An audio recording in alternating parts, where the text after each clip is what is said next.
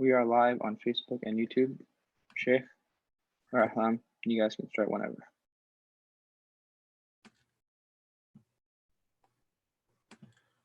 All righty. Go ahead, Shaykh. Okay. All right. أعوذ بالله من الشيطان الرجيم بسم الله الرحمن الرحيم والصلاة والسلام على رسول الله وعلى آله وصحبه أجمعين اللهم ينفعنا بما علمتنا وعلمنا ما ينفعنا وزن علما يا كريم يا رب العالمين. Assalamu alaikum wa rahmatullahi wa barakatuh. Alhamdulillah, we're coming to you all live tonight with the Get Caffeinated program session number 2. Alhamdulillah, in this blessed month of Ramadan. Inshallah ta'ala, all of your Ramadan's going well so far.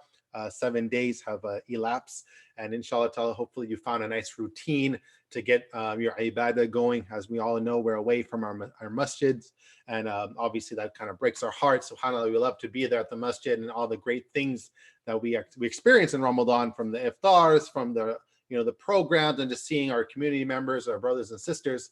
But obviously we know we're at home for good reason, and so we're trying to make the best out of it. And so alhamdulillah, we're here in the session 2 going over Surah Kahf, chapter number 18 in the Quran. And but before we get started, we have our sister Ahlam, secretary of the masjid, I believe that's her title.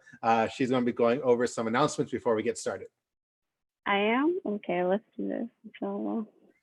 Okay, maybe she wasn't. I wasn't prepared, but we can do that right now, inshallah. Right. Just a few seconds.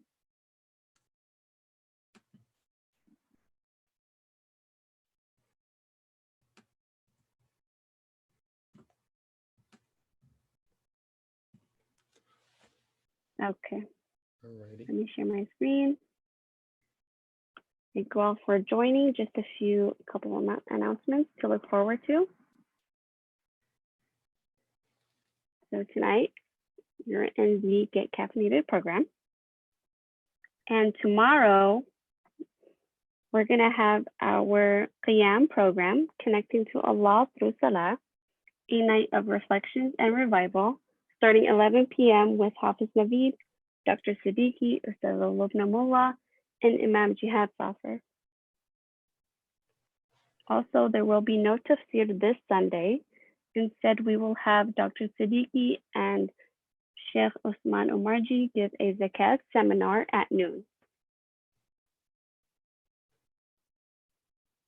ISOC will host its Ramadan fundraiser on Saturday, May 9th, with Imam Suhaib Webb, Dr. Siddiqui, and Imam Siraj Wahaj will join us online, so stay tuned for upcoming event details. And please check out ramadan.isocmasjid.org for complete details of our online programs and classes as well, inshallah. Inshallah. Awesome. Perfect. Jazakallah khair. So obviously there's a lot of things that are going on for you to participate. And I know I've been talking to some people and they're kind of struggling at home to find a nice routine for their Salat Aisha and of course the Taraweeh and reading Quran. And I know one thing I mentioned before Ramadan started, this Ramadan's all about self-determination, about your willpower, about your self-discipline, right? It's kind of like those who go to the gym, right? You have to get over there, get your butt over there and work out and, run, 10 minutes longer and push a little bit harder. And you'll see those people that do that, actually, it works for them. And so this Ramadan's kind of like that, if you will. You got to put your own effort in. We don't have that whole community emphasis where everyone's just praying, alhamdulillah. It's easy to walk into the lines in the masjid and just join in. And but now you have to do that at your home. So inshallah, hopefully you're having a good Ramadan and everything is going well. 7 days in, we still have a lot of time to inshallah ta'ala to improve and to catch up on your reading of your Quran. Maybe if you're just lacking or you're falling back a little bit. Of course, we have the Quran recitation every night from 8:45 to around 9:30ish, where you can follow along. That's the easiest way to do it. You could just sit there and just follow along with your Quran. But tonight we're going to get caffeinated. We're going over Surah Kahf. Those were here for session 1. That was last Friday. We went over. We mentioned that Surah Kahf has 4 main stories, and if you know those 4 main stories, I want you to put it in the chat box there. A little quick quiz question to get things warmed up. And so we went over that first story last week, and that was a great story to start off with because Allah subhanahu wa ta'ala speaks about fidya. speaks about young individuals, which is alhamdulillah, all of us, or at least attending this program, or at least, or anyone's attending this program, inshallah, all of us are youth, inshallah ta'ala, and how they were tested. And they weren't necessarily tested on financially or medically, or that some issues within the family, like some different stories we've seen in the Quran, but they were tested. Their test was what? With their deen, with their religion, right? There were only a few in a city that was worshiping Allah subhanahu wa ta'ala. Everyone else was worshiping idols or the king. And you know what? They didn't give in. They're like, no, I don't care if everyone is doing this. This is not how we do things. And you know what? We're not going to put up with it. And the king's all, well, if you don't, we're going to kill you pretty much. And so they took off and they went into a cave. And we learned about last week how Allah subhanahu wa ta'ala took care of them because of their sacrifice for their deen. And that could be a lot of us out there. You know, you might be the only Muslim in your high school or your middle school, or some only Muslim in your class. And you might feel kind of weird. Everyone else is eating pepperoni. Everyone else is doing this and going to prom or doing whatever else. And you might feel like, hold on, I look like the awkward one. I look like the strange one in the group. But don't worry, believe me, you're not strange, right? You're doing everything exactly what your Lord wants you to do. It's just other people just don't know, unfortunately. And it's not an arrogant thing. It's not a thing of pride. And so just like these individuals, they didn't have pride. They stood up to the king and told him exactly what they believed in. And you know what? They had to retreat to save their lives. And Allah subhanahu wa ta'ala rewarded them for that. So now we're moving on to that second story. So anyone know the 4 stories that this surah covers? Last week was about the story of the people of the cave. That's where Surah Kahf comes from. The word Kahf in Arabic means cave. The second story we're about to go over today is the story of the people of the man of 2 gardens. That's what's kind of labeled at. And then the third story is, anyone know from there? Who do we have here? No one's chatting right now. I don't see anything there, right? The third story is of Musa alayhi salam and his companion, Khidr, right? And then the fourth, Sister Halam, how much put it in right there? The fourth story is of a ruler, a righteous ruler named Dhul Qarnayn. So those are the 4 weeks. And then we have a 5th week here in this month of Ramadan where we'll have a recap and go over some other things. Like I said, there's also a little 5th story if you want to add, and that is a story of Iblis not bowing down to Adam alayhi salam. So this week we're going over the story of the man of 2 gardens as mentioned. And so Allah subhanahu wa ta'ala mentions this right after the story of the people of the cave, where Allah subhanahu wa ta'ala said, وَضَرِبْ لَهُمْ مَثَلَ الرَّجُلَيْنِ جَعَلْنَا لِأَحَدِهِمَا جَنَّتَيْنِ مِنْ أَعْنَابٍ وَحَفَفْنَاهُمَا مِنْ نَخْلٍ وَجَعَلْنَا بَيْنَهُمَا زَرْعًا. Allah subhanahu wa ta'ala starts off by saying that, give them the story of the man of 2 gardens, or of the 2 people. We gave one of them 2 gardens, like 2 orchards, right? And it had grapes in it in the middle of the garden, and it was surrounded with palm trees around the outside, right? And they had other type of fruits in it. So that's what Allah subhanahu wa ta'ala starts it off. And for me and you that live in a city and we haven't seen a farm, remember, only on TV, right? And never really like touched a cow or seen a real palm tree of dates. Maybe some palm trees in your backyard, but those are not really date palm trees, right? Or never seen a grapevine before. It's like, I don't really get this. But when this ayah came down, the whole world could apply to it. People grew their own fruits, right? And they had fields that they could see them everywhere they go. And so Allah subhanahu wa ta'ala talks about that there were these 2 individuals. And one of them was given these 2 gardens. And so if you go to the tafsir of this surah, and he goes over these, what is the story of these 2 men? It's mentioned that there's different opinions. Mentioned that one opinion is that there were 2 brothers. Another opinion is that there were 2 partners in a company. And so what happened is that they divided their wealth and they both went their own way. As mentioned, it was like each of them took 3,000 dinar each, or $3,000 each, and they went their own way. One was a believer and one wasn't. And the one who was a believer, he spent out on freeing slaves, feeding people that were hungry, and spent the other 1,000 in giving clothing to those who need it. That's what they did. And he said, you know what, I'm going to spend out on the needy, but I know Allah subhanahu wa ta'ala give me back. I'm going to buy clothes for the needy, but Allah will give me clothes in Jannah.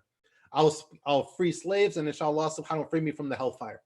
And the other one took that money and he partied up, right? He straight up partied up. He got married. He got houses. He got land, right? He was living the dream, right? And he's partying up. And guess what happened is that The one who was a believer in Allah subhanahu wa ta'ala, he got in some hard times.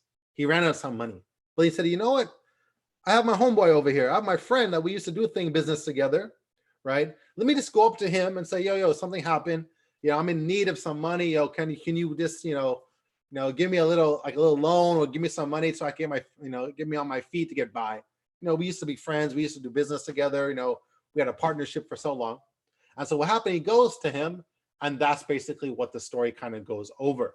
And that's how it starts. And that's what the scene that Allah subhanahu wa ta'ala is depicting for us. So Allah subhanahu wa ta'ala talks about the garden that this man had, that he had 2 gardens, like I said, and it had palm trees on the outer edge, and they had grape trees in the middle. Like grape trees or grape vines, if you will. They're in the middle. Grapes are very fragile. They could break. They're very easy to to step on and squish, etc. And they had palm trees around the outer end. It's like if there was a guard, if you will. This is how Allah subhanahu wa ta'ala gave this man, right? And one thing, grapes at that time, and even now to extent, it's like a luxury fruit. It's sweet, right? You could eat it. You can make juice out of it. You make jelly out of it, right? Unfortunately, people make wine out of it, right? And dates is something that we all know that it's something that could last forever. You might go in your cabinet and actually might find dates from last Ramadan, right? I think we actually have some in our house, right? SubhanAllah, they never really spoil. They might smell a little bad. They might ferment a little bit. It might get like rocky, sediments inside of it, of drying up of its, of the jelly inside of it, whatever you might want to call it.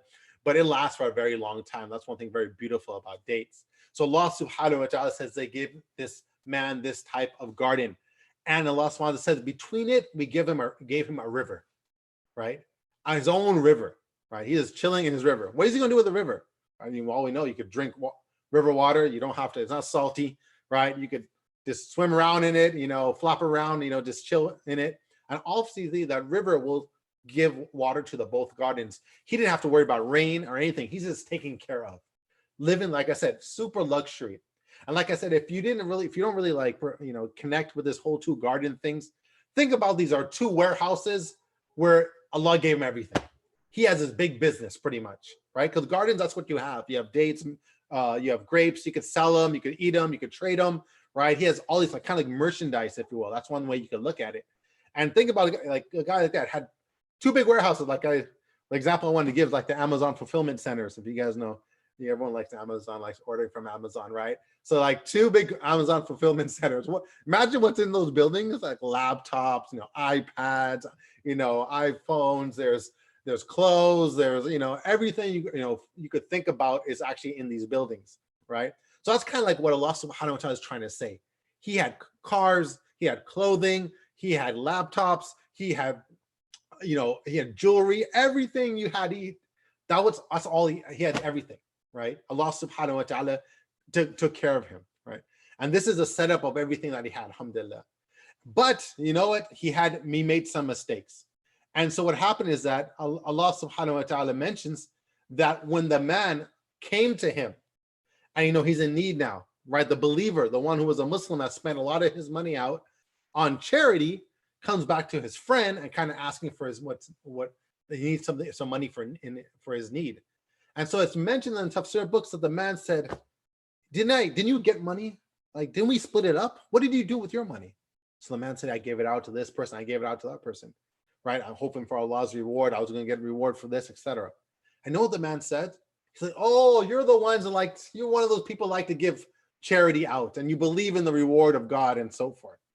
So he kind of puts him down, right? And then tells him, you know what, I give you your thing. Why did you be so foolish and silly? He's basically, just insulting him in front of everybody here, right? And then know what he says though? He gets a little arrogant. And he says, وَأَنَا أَكْثَرُ مِنْكَ مَالًا وَعَزَّ نَفَرًا, that I have more money than you and I have more people around me. Nafara yani. So here means like be servants, members of the family, right? He has all these entourage, friends. Like look at me, I have like all this, he has his wives, he has his children, he has his servants, like look at me and look what you did, if you will, giving out to charity, doing all these different things. And so he's boasting and bragging. He's not want to help his friend. Kind of like he wants to punish him for making what he thinks are stupid decisions, right? You made silly decisions doing these type of things, right? Why don't you like buy up stuff, live life, and invest and so forth? But you're giving it out in charity. So this is a couple of things that he's mentioning here. And so we see that what happens is that wealth, we all know, it changes people, right? And so also when you have, and look what he says, I have more money, and money's internal, right? I have more wealth in my bank account. You can't necessarily see it, right? So that's something internal that makes people prideful. But then he says there's something external that makes people prideful. What is that? Look all my friends I have, right? And so one thing I wanted to ask from the panelists that we have some of the MYG board members here with us tonight. And I think Sister Nazneen, I believe you're there. I wanted to ask her a question. What do you think from the youth? Do you see that because people have a certain amount of following, either so much likes or even friends at school, have you seen that actually change people? And if it does, like, how does that change people?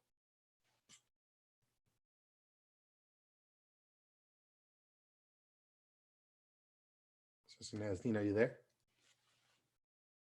I see her. Maybe. I can answer that. Okay, Sister Ahlam, go ahead.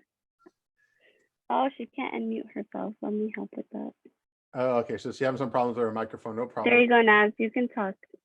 Oh, yeah. Maybe you have some settings there. Okay, Assalamu alaikum. Okay, so yeah, I definitely see it because some people feel like they may superior because Oh, I think your connection maybe might be bad. Yeah, I think your connection is bad, Nazneen. Okay, sorry. Give me just a second. Is it better? Okay, good. Alhamdulillah. Yeah, Okay. stand closer to the window. There we go. Yeah. Sorry. Okay. Hang on. I'll just start over. So I think that definitely people who have more followers or hang out with a more popular crowd, sometimes they think that they're superior to, people who have less friends or, don't have that much like attention on social media. And maybe at school, and sometimes that can really show, like, people don't have to say it verbally, they could just give off that vibe. Or like, yeah, I want to pass on the question to Maha because maybe she understands, because nobody really talks to each other in college. Okay. Yeah, so Sister Maha, alhamdulillah, she's still, but a lot of us here in college here, or at least past college. She's at alhamdulillah high school, I think senior, right, Sister Maha? Bolsa, I believe so, Bolsa High School. Do you want to chime in? And do you see this, that, when people get more likes or their social media page blows up, that they act a bit different and act a bit different?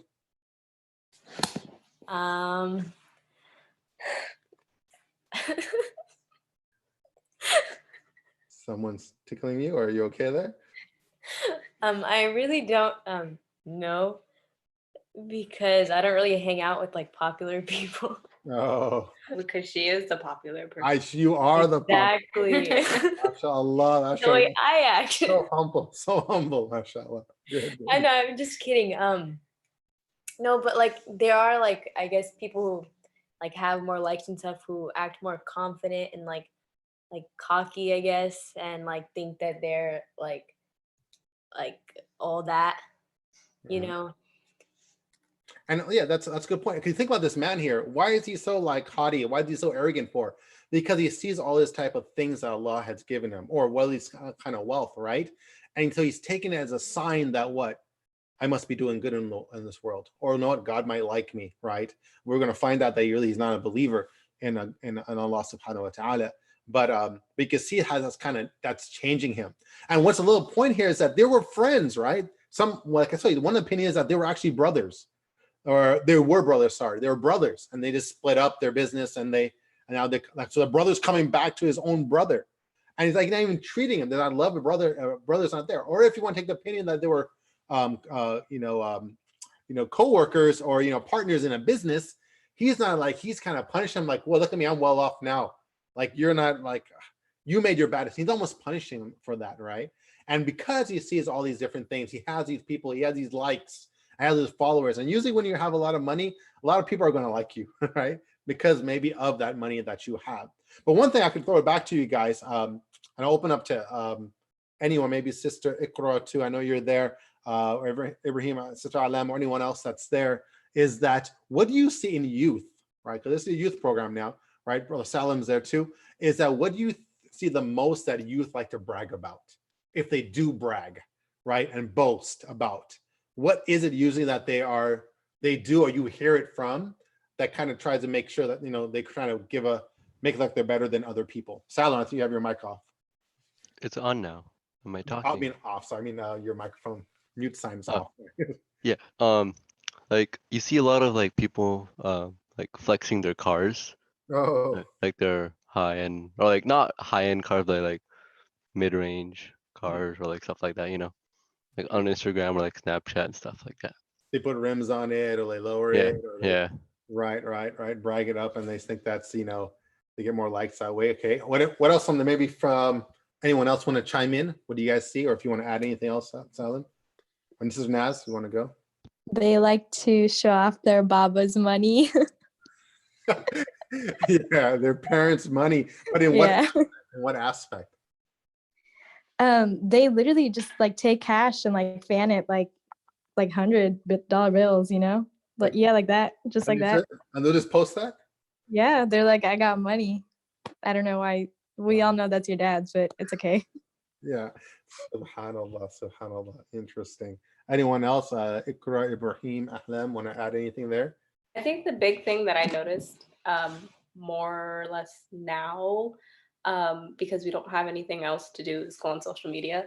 So we'll post a picture or we'll post something. I know you just mentioned it with the whole you posting pictures, but I think that's one of the main things that they brag about is, hey, I got 200 likes, 300 likes, 400 likes, you know, and then how many did you get?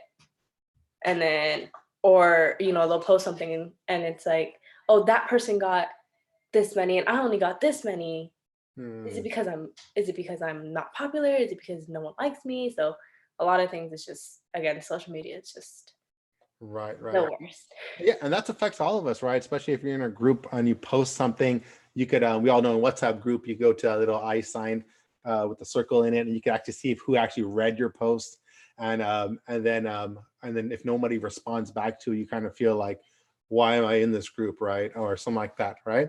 And so you want attention. If you don't get that attention, you naturally feel that, you know, you're like, you're not wanted or something like that. So it has a different effect. I mean, of course, if people do reply back to your post and everyone laughs at that joke or that meme that you put in there, you feel kind of good, if you will, right? And that's something natural in human beings. But you see this man here, he's just going off, right? And he doesn't go off. He goes up to a point where he feels so haughty that he actually he puts down. The first thing he says is not, look, I have everything here, right? You should have done better in your business. Look what he says, that I have more money than you, right? He starts, obviously insulting him. And I have more people than you. And you see that luxury sometimes, that money, you might live in a better neighborhood than some of your friends. Your dad or your mom might have a good job and someone else lives in a, maybe apartments, and you might have a house and you get a car, and your friends maybe don't have one. And so it's easy to think that you're better, right? And just how this man, and what happened, what leads after that, after you think that you're better, you end up putting people down.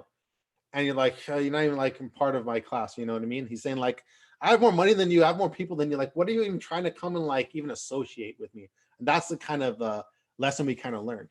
And a big lesson of this, for all the brothers and sisters out there, is that what makes him feel like he's succeeding is that look all the stuff I have. And this is actually a big delusion. And something like us, sometimes a lot of times us as Muslims, we worship Allah subhanahu wa ta'ala, and then we look at non-Muslims and we're like, wow, but look, they got a better job than me. Their parents are doing good. They live in a bigger house. And they don't even care about Allah. They don't even pray. Like, we're praying, we're fasting. And so what happened? You take that as it's kind of like the delusion. Like, hold on, I'm the believer. We worship Allah subhanahu wa ta'ala. Why is my family not doing good? Why we live in this small house? And so what happened is that you can look at that and you can see that maybe like Allah is accepting him or whatever. No, that's actually a test, right? You can take the example of our president, right? Has a lot of money. It doesn't necessarily mean that Allah subhanahu wa ta'ala loves him. Right? It could be a test that he has. And so don't let that hurt you. when you look at other people who are not praying, and you might have friends, whatever, that, you know, they might insult you, whatever, and this guy doesn't even worship anything, or he might be another religion, and you're like, I'm the Muslim, like, hey, like, this is not fair. No, that's not how the game's played, right? That's not how it's played. This man here is, alhamdulillah, he does so much good things. He could look and say, you know what, I spend my money in charity and well, and all helping other people. This guy doesn't do anything, and look at, he has like everything you want, right? And he has all these followers, and I don't have anything, right? And you can say, like, what is my dua for? What is my salah for? No, that's not how the game's played, and that's not how Allah subhanahu wa ta'ala treats everybody, right? So a punishment or wealth, it's not, a wealth could be a punishment, and a wealth could be a test, or a wealth could be a reward, right? And that's not marked on it where you could see. It is something that only Allah subhanahu wa ta'ala knows. And here in this case, this is a big test for this man here. And so now after that, Allah subhanahu wa ta'ala says that after he says, you know, I have more money and I have more people than you, what he does, this guy's super arrogant, right? Allah subhanahu wa ta'ala says, وَدَخَلَ جَنَّتَهُ, that he enters into his garden. And it's mentioned in tafsir that he took the man into his garden.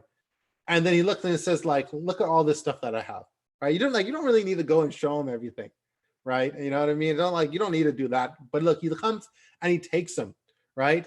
And he says, you know, show him this is all I have, as he enters into his garden. And Allah subhanahu wa ta'ala said that he does injustice to himself. And look, why? Because when he says, قَالَ مَا أَظَنُّ أَن تَبِيدَ هَذِهِ أَبَدًا. He said, look what I have. This is not ever going to end. Like this, I have so many things I'm taking care of for a long time, right? And of course, talking about fruits and trees and so on. So his luxury is what is deluding him. He thinks that's it. I'm gonna have this for forever. And that's for me and you and a lot of people out there. I think a lot of us, I would assume, has alhamdulillah lived in pretty well off for most of our lives, right? Alhamdulillah, probably rarely ever went to sleep where we had like no food, and we just ate bread for a couple of days until dad got a job or something. No, most of us, alhamdulillah, we're pretty well off, especially anyone pretty much in this country to extent, right? And so here is that, don't always think that's always going to be, always be balanced. I don't ever say that, I'm never going to be on the street. Look at these people, with their signs at the freeway exits and entrances. I will never be in the position they are, right? I don't think that, that's never going to happen. And hopefully, inshallah ta'ala, that never happens to any of us. May Allah subhanahu wa ta'ala protect us, right? But take the lesson from this man. He's saying that, I don't think this will ever come to an end.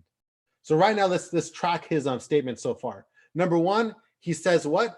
That I have more money than you and I have more people. And then he goes into his garden and says what? I don't think it's ever going to go away, right? So now he thinks that, it's never going to come to the end, where some of the scholars say he's denying the hereafter. This will last forever. There's never an end of the world, right? Those are fairy tales. There's going to be a day of judgment. You speak in your grave and you're going to be a heaven. You're going to be resurrected. What are these stories? What are you talking about? The earth has been here for, scientists say, millions of years and trillions of years. And it's going to be here forever. Right? And that's what he thinks. So now he's denying the hereafter, as the scholar said. That's pretty much what he's saying. You see how wealth is pretty much destroying him bit by bit. First of all, it makes him arrogant. He's insulting people now, right? And then now you think that, no, it's not going to go away. I'm never, ever going to be on the street. This is never going to end. There's no day of judgment. Why? Because his believer friend is saying that, there's a hereafter, be humble, be this. Get away from that. Get me away from that. That's not going to happen. So here is that, this is his mindset, because his wealth has put him into that position. And then what happened? Look what he says right after that. This is verse number 36, where he says, ما أظن الساعة قائمة ولئن تردت إلى ربي لأجدن خيرا منها منقلبا. He says that, and I don't think the hereafter will ever come, right? I don't think the world's going to come. I don't think there's going to be a day of judgment, this paradise and Jannah. Basically, YOLO. You guys know what YOLO is, right? Put it in the chat box if you know YOLO. It's not like a Pokemon character or anything like that, right? What does YOLO mean? You put YOLO. I'm looking for the meaning of it. There you go, right? You only live once, right? And that's him. Like, there's no hereafter. So party up. Do it, man. Just do what you like. Do what you want. You only live once, right? YOLO, right? And I would say Muslims, yeah, you only live twice because we have a hereafter. But I've heard Muslims use that term, maybe because it's cliche-ish, right? YOLO, let's do it, right? Let's go ahead, man. Let's spend it, man. Just get the iPhone 11, whatever. Just, alhamdulillah, just, treat yourself, right? Even though your phone there's nothing wrong with it, right? But just go ahead, right? And so here is that this is the mindset here. Just go out, forget about other people, being kind and give charity and help someone out. Like that's not his thing. His thing is this me. And one thing we have to be careful as young individuals, our society trains us that way, right? When you graduate from high school, what do? You go to college. What happens? You try to get a good degree. You try to get a high-paying job, right? You try to get a house. You take the vacation to Hawaii, right? Get children. Then you try to move up to a Mercedes or a BMW. You already have to have a BMW or a Mercedes. You put Teslas now in there, right? You got to have a Tesla, right? And then after that, if you could have a timeshare vacation, if you will, right? And this is it. This is what the picture they throw to all of us. And that's what they threw to me also. And this is what you're supposed to follow. Just try to indulge in this pleasure, helping others and being charitable and praying, like wasting your, no, right? This is what you're supposed to do. And a lot of Muslims, and social media actually shows you this also, is that exactly what we get caught in also. We think that this is a dream and we're forgetting about the other side of it. And that's why the deen is there to correct us of what society is trying to teach us, if you will. And look what he says here, that, I don't think the hour is going to happen. And if even, right, I come back, I'm brought back to my Lord, even if this whole resurrection thing happens, right, I'm sure to find something better in return. I'm sure that God will give me more. He doesn't believe in that. What's understood is that his friend was telling him, like, hey, there's a hereafter. You can't believe in that? Like, what's wrong with you? And it's like, well, even though I come back, I'm going to have everything, right? So he's denying all these different things. So one thing here, let's just break it down. Number one, he says that I'm greater than you, right? What he does is he insults his friend. Number two, nothing's going to perish. I have luxury. It's always going to happen. Yeah, I got stocks. I got wealth. It's always going to be there. My dad was rich. His dad was rich. He owned this business. It's not leaving anywhere. And number three, I don't think there's a hereafter. When you say there's no hereafter, what you're basically saying that there's no accountability, right? There's no day of judgment. There's no bad sins, good sins, and have to answer for what you said or what you did wrong. All that stems from what? Luxury. All that stands for luxury. And then a lot of you, one thing is that most of us in our community are either from the Indo-Pak background or Arab background or something like this, if you will.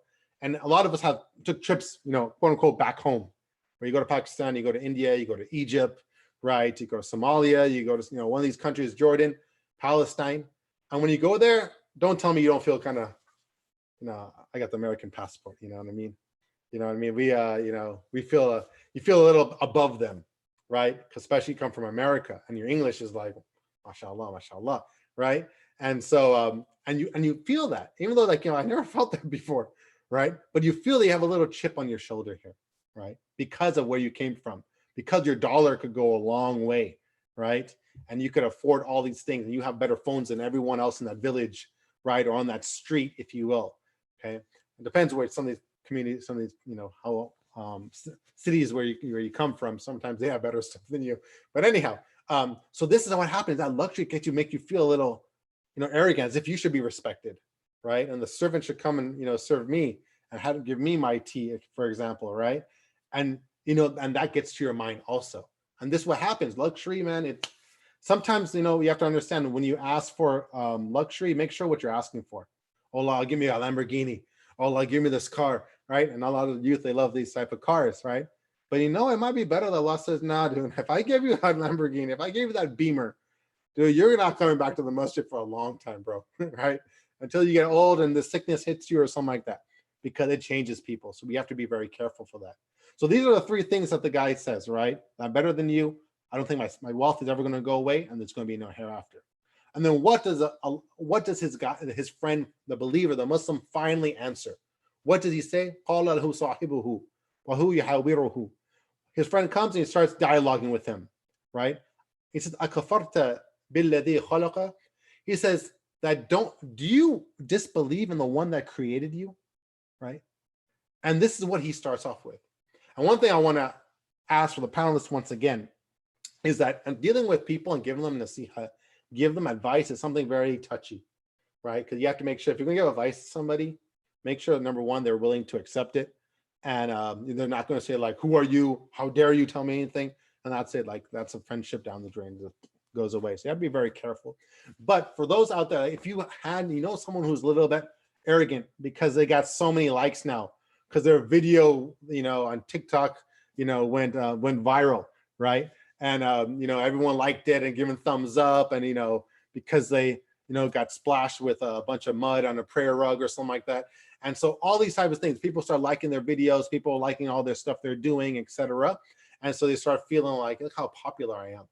What kind of advice, if you would give advice to a friend, how would you pull them down and say like, hey, like, humble yourself, Yani, what would you do? What are some things that you would say? I know that you guys are not obviously counselors or anything, but alhamdulillah, we're friends. We help our peers out and so forth. So I see Salim is ready to, you took your mute microphone icon away. Do you have some advice there? I don't know. That might work. That might work. If you I give this question to my brother. Let him answer it. Oh, MashaAllah, passing it over to the brothers. Okay, good. Brother, what do you think? I don't know. I don't know. I wouldn't know how to answer that question. That's good. No, I love honesty. I would refer them to you, Shaykh. I'm the scapegoat. Okay, no problem. I'll take on that challenge. How about Sister Nazneen? Can my sister answer? Well, everyone's passing on to siblings. What is it? No, I think she should answer. It's okay. Sister Nadia? Sister Nadia, yeah. Sister Nadia, are you there? Assalamualaikum. Wa alaikum salam. I think one way that as a person of youth to humble down my peers, I would just let them know and ask them, what do those likes really give you? Yeah, it gives you satisfaction, but in regards to everything else in the world, it really means nothing, because half the people who are looking at you is seeing a whole different persona than the person you really are. Because social media, when you put stuff out there, you're giving the best, not the worst. And sometimes even the best is a lie. So good points there. Yeah, and that's true. No one posts that, I got a DM I test today, or I missed Fudger today. You know what I mean? I mean, somebody might actually do that, but anyhow, right? They don't really post those type of things, right? So that's a good point there. But the thing is, we all know that if you give advice to what Sister Nadia was saying, that that these likes, what do they really mean? And some people's like, what do they do? What do you think people react to? What are they going to say usually when you try to give them advice like that? They go like, oh yes, you're right. That's very true. Jazakallah khairan. Do you think they'll say that? Probably not, right? Yeah, there you go. What would they say? Like, oh, you're jealous. Like, come on, man. You like that video, and that's what happens. It's very hard sometimes. When they're up there, they're like, man, I worked so hard to finally get this on my page and people like me and stuff, right? Just because you only have 4 people that follow you on Instagram, right? Like, why are you hating for? Right? And you're like, no, brother, it's kind of like, in my field, like sometimes I see people like, Shaykh Shahid, can I lead Maghrib? I was like, for me, I'm like, why are you asking me if you want to lead Maghrib for? You shouldn't want to lead. You should be like, want to sit there and someone says, Brother Hamza, come and lead. You're like, oh, me? No. Oh, okay. Right. But people come like, oh, can I lead? Earlier, like, I was like, okay, yeah. But like, question I would like to ask them, like, why do you want to lead for? And so the same thing kind of here though, when some people like, they want that pleasure, right? Not Hamza Ayub anyhow. I always like to pick the name Hamza for some of my examples, but anyhow. And so here is that you have to be very careful, because they could take it as, hey, you're trying to pop my bubble when I'm up there, right? But that's true. You want to kind of break it down. But look here, I want to see, look what the man says here, right? He says, do you disbelieve in the one that created you, right? Who created you from dirt, min turab, thumma min nutfa, thumma sawaka rajala. He said that you created you from dust, nothing, right? And then made you into a clot, a blood clot there, right? And then made you into a man. And look, why did he pick that for? Because that's what's common between all of us, right? He can't say like, oh, you know, this or that. That's the case for me. That's the case for you. That's what we used to be. We used to be dust, right? And we're going to go back into the ground and become dust again, right? Like, calm down, homie. Like, calm down, boy, right? You're just this skin. That's all you have here, right? Just relax, right? And so that's what he's trying to do. And he uses that example, okay? And you might say, you know, that example is not going to work today with the youth. Probably they're going to say like, what are you talking about, right? Maybe that's true. Maybe it is, right? And so here is that this is what he starts with, and this is what he says. And then what he says, you know what? My Lord is Allah, right? And I don't have any partners with him. I don't associate any partners with him. He is one. And you see here, he's telling them that, you know what? Hey, God made all of us that in one way. We're all humans, like, you know, we're all from the same sustenance, right? You know, substance, sorry. And so what happened is that this one level, and then what? He doesn't stop there. He tells them who Allah is. Now he's giving him dawah, right? That my Lord is Allah that has no partners, right? And only one. Basically, worship him. That's what he's trying to say. And so here you see here that he is, if you go back to the three things that we went over that the man mentioned, number one was that I'm better than you. I have more money than you, more people. My money is not going to end, right? This is never going to go away, and there's not going to be no hereafter. How did the believer, the friend, how did he answer? Did he catch the first thing where he said, you know, that he insulted me? He said, I have more money than you, and then I have more friends than you. Like, what's naturally when somebody attacks you and insults you, what do? Like, I have more money too. Like, you don't know. I have friends also, right? You just don't know where they're at, right? Right? But he doesn't answer he doesn't answer the personal attack.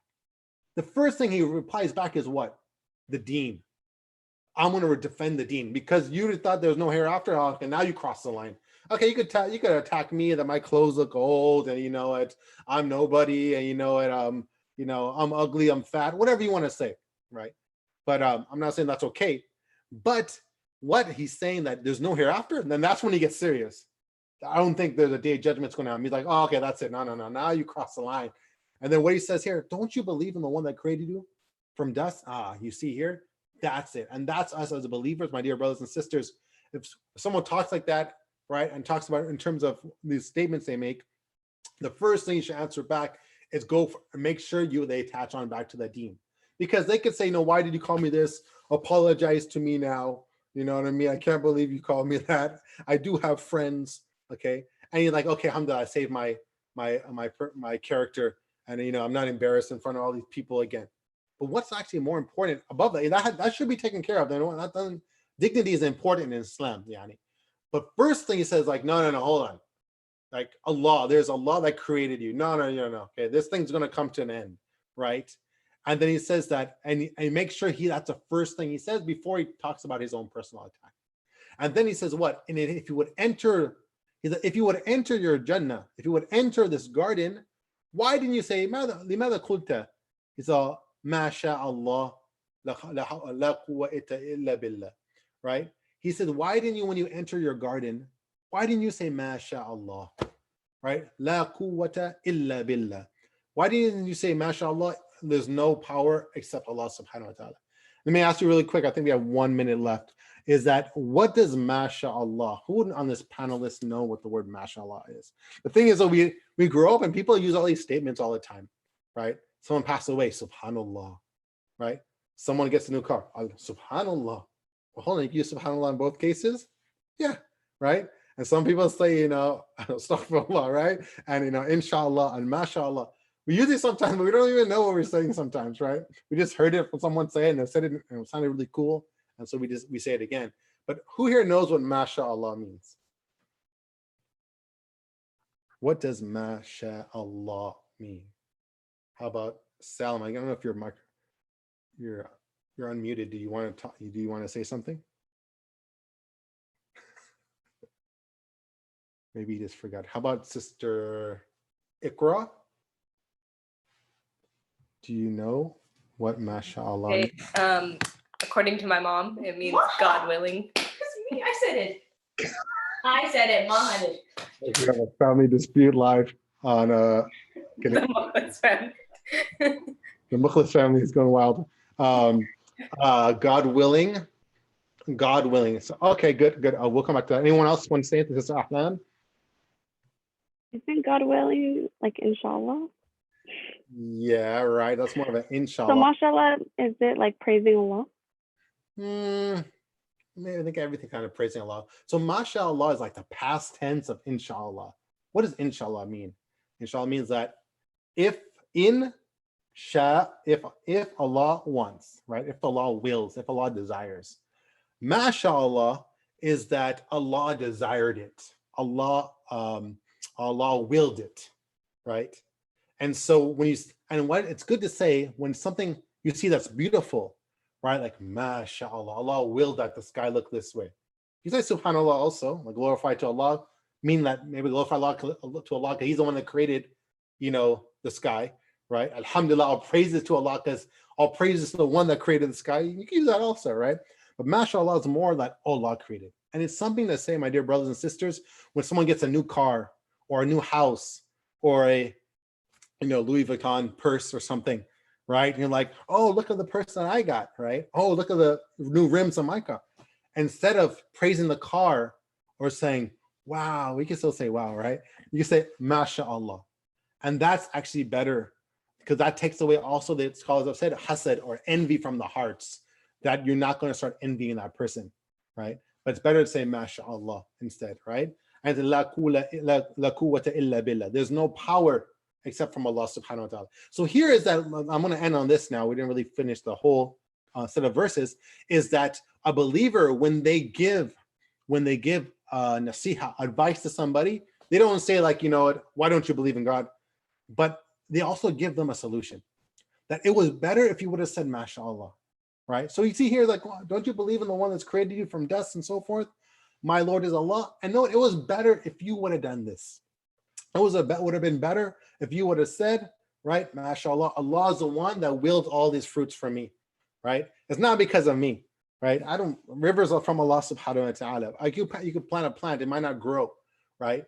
But MashaAllah, Allah created. And that's for our last lesson we take here, my dear brothers and sisters, is that when something good happens to you, you get into a college, like, I don't know, like UC Berkeley or something like that, or, you get a good grade, in your programming class, like at UCI or something like that, or your sign language class at Cal State Fullerton, then you should say, not like, I'm so good, I studied for so long, I'm awesome. And inshallah, you are awesome. But you should say, no, MashaAllah, alhamdulillah, you praise Allah subhanahu wa ta'ala first. Because we all know we could study all night, but you go on the test and you're like, oh, what? Well, I don't remember anymore, right? That remembrance, subhanAllah, it's Allah subhanahu wa ta'ala right there, right? It's because you could just go and like, all right, it's all coming back to me. Yeah, I remember that was on page 15. And you could get things down. And sometimes you get there and you're like, oh, I don't remember. I studied all night long. I could see the page or I studied on, but I don't know. I can't, I don't remember that, right? It's all when it comes down to Allah subhanahu wa ta'ala, make that memory work, right? For you not to be sick on that day. You didn't miss the test. You didn't get stuck in behind a car and got late or an accident, all these different type of things. So what here he's telling him that would be better if you would thank Allah for all these great things that you guys have. Right. And that's another thing here is that, watch yourself on the last thing I'm going to put here is that when you post things on social media, that look at me, I graduated here. Oh, I got this degree, right? Here's my acceptance letter from blah, blah, blah, right? Is be very careful for that because that goes out to a numerous amount of people. And even your friends, you're like, that's my friend. You're open up a chance for people to have hasad, to have jealousy for you or against you, however you want to say it, right? And not everyone will say, MashaAllah, Alhamdulillah. Well, that's great that you got into this university. Some people are going to say, like, what the heck? I studied all this hard. I didn't get over there. Like, why does he have that? Or why does she have that? So you have to kind of really be careful about those type of things and really think about when you're posting things, should I post it? And ask yourself why you're posting it for, right? Maybe I should have sent it to my mom and my dad, and my brothers and our family group instead of putting it out there on Instagram or Facebook or Twitter, not Twitter, but Twitter. And, maybe have people, that who will see it. And now I got some hasad against me or some jealousy. And that's another thing here is that, and also as a protection for you, if someone ever comes to you and like, look at my new car, look at my degree, is that first thing you should say is MashaAllah. You can say la quwwata illa billah. You can say exactly what the man says here in Surah Kahf. And also it's mentioned that you should say this also when you're leaving the house. It will be a protection from you from the shayateen. And also when you're entering a house, there's a couple of hadith that actually mention this, that malaika, angels will be there to protect you from shayateen once if you leave your house and you say, La hawla wa la quwwata illa billah. I don't have any much time to actually go over all the hadith here. I apologize, I didn't get to finish the verses here, but that's actually the main synopsis of the story there. But at the end, I could say the end verse is that what happens that right after this man tells them that you should say MashaAllah, and it could be that what happens is that something might destroy this farm and this garden of yours, and guess what? Boom, right there. Allah subhanahu wa ta'ala says that his thamar, all his wealth, all his gardens was destroyed like that, gone. It could have been, and Allah subhanahu wa ta'ala doesn't get into details because no, it doesn't matter. If it was rain, if it was fire, if it was insects, it was just gone. And Allah subhanahu wa ta'ala mentions the man sits there and he's like, I wish I would have worshipped Allah subhanahu wa ta'ala. I wish I wasn't so haughty. And Allah subhanahu wa ta'ala, he takes away everything that this man has, right? Because he was so haughty with it. And this is also a great lesson for us of when we have something, a house, a car, our health, we should say, thank Allah for my sight. But if I don't have this, I don't know where I would be, right? On my hearing, right? On my fingers, my arms, my legs, my heart, don't have it. I could breathe well. There's some people out there are suffering to breathe. Coronavirus, obviously, right? Alhamdulillah has protected us. I think everyone here in this group, or you wouldn't be here with us, that alhamdulillah we haven't got it, even though we all know that we touch our face a little bit too much, right? And maybe you ran out of disinfectant wipes, and maybe you chanced yourself too much going outside. But alhamdulillah, this is something that Allah subhanahu wa ta'ala protect us. So make sure always that we would attribute all our good things that happens in our life back to Allah subhanahu wa ta'ala, and stay humble and be careful about asking for wealth, because you never know what that might change. That would actually might change you around, and that might add something that might be the best for you. May Allah subhanahu wa ta'ala bless all of you. I hope you guys benefited getting caffeinated. I hope you got well caffeinated today, going over this story about the ones of the two gardens. And inshallah ta'ala, next Friday we'll be going over Musa alayhi salam and Khidr. SubhanAllah, I don't know how we're going to cover that in 45 minutes. You probably need a couple of days to actually go over all the lessons in that story there. But nonetheless, inshallah ta'ala, we'll have to get super caffeinated next Friday. That's like you have to get those big gulp coffee mugs for that one, inshallah ta'ala. Hopefully you're having a great Ramadan. I pray that Allah subhanahu wa ta'ala blesses you and accept your fasting and your du'as and your salah and your charity. Please give back to the masjid. We don't have all the fundraising going on. You don't have the donation box coming around you. You guys are youth, but still, this $5, you guys could still donate. $10, you could still donate, right? Get up on the website, go on Venmo, whatever you can, and train yourself to give and make that as a habit within you, inshallah ta'ala. Like I said, may Allah subhanahu wa ta'ala bless all of you. Inshallah ta'ala, we'll see you next Friday. أقول قولي هذا أستغفر لكم فاستغفروه إنه غفور رحيم سبحان ربك رب العزة عما يصفون وسلام على المرسلين والحمد لله رب العالمين والصلاة والسلام على رسول الله وعلى آله وصحبه أجمعين. السلام عليكم ورحمة الله وبركاته. Jazakallah, Shaykh, for the beautiful reminder. And just a reminder for everyone, if you guys missed last week's Get Caffeinated, it is on our YouTube page, youtube.com/ISOC Masjid. You can catch it there, inshallah. Inshallah, we'll see you next week. Assalamu alaikum.